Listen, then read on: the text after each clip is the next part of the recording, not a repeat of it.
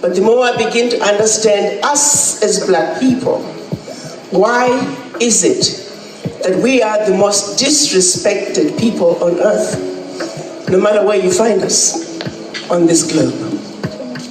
They often wondered why these black people are so smart and so indestructible. Maybe it's because of that third eye. No, it is the melanin. That's what makes us special. That's what makes us the origin of humanity, which is our mother.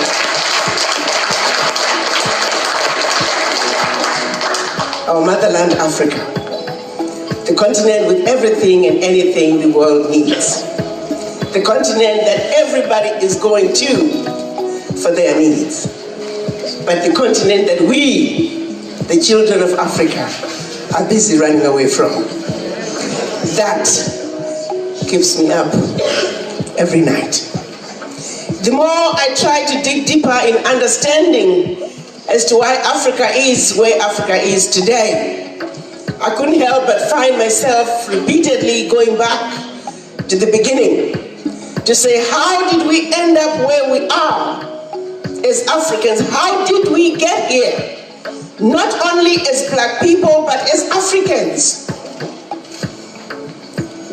The colonizers started coming to Africa, starting with the Portuguese, followed with slavery.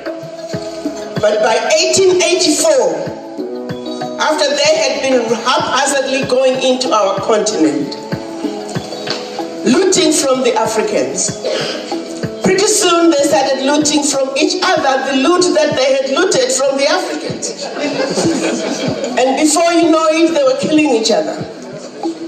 And they were getting ready to have a war, a European war on the African soil. So Bismarck, the Chancellor of Germany at that time, called his sidekick Leopold, King Leopold of Belgium, said, listen, we got a problem. We're getting ready to kill each other and have a European war in Africa.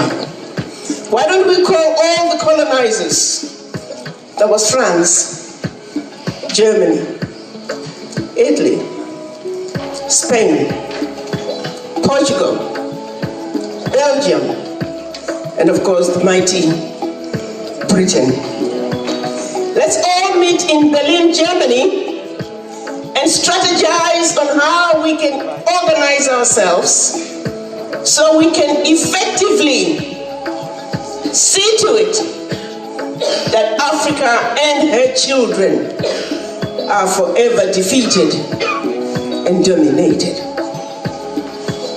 They proceeded to chop up our Africa into tiny little countries that we know of today. Economies that are designed to see to it that they will never make it on their own. And in the event those small economies do make it, they're easy to destabilize. Who, in their right mind, puts a country together like Gambia, Burundi, Togo, Djibouti, Lesotho, Swaziland, and many, if not all, African countries. Each one of them was given the same sovereignty as China, as India. If this world was to be a boxing game, you see, in boxing, they understand that heavyweights belong in the heavyweight boxing ring, middleweights in the middleweights, lightweights and wannabes in their rings. Wannabes are way out there. You don't take a wannabe boxer and throw them in the same ring with the heavyweight.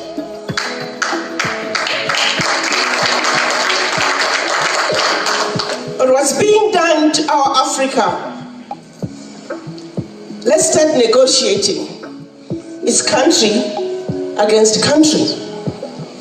Countries, please stand up. Little Gambia stands up. And Gambia is supposed to negotiate with China. Lesotho is is supposed to negotiate with India. Swaziland must jump in with the United States. Djibouti, you must go in. You see, the Europeans realized as individual European countries, they can make it. So they come together as the European Union. So they negotiate as a bloc. So yeah, Djibouti, you go in with EU. And when the African countries lose, the world stands back and says, what's wrong with you, African countries? Why aren't you able to manage your people? How can that be? Where is the parity?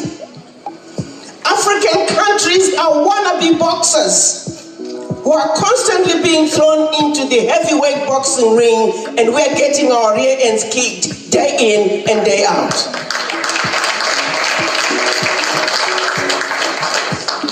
(1884), fast forward 2019, nothing has changed. The strategy that was put in place to see to it that Africa and her children are forever defeated and dominated remains alive and well.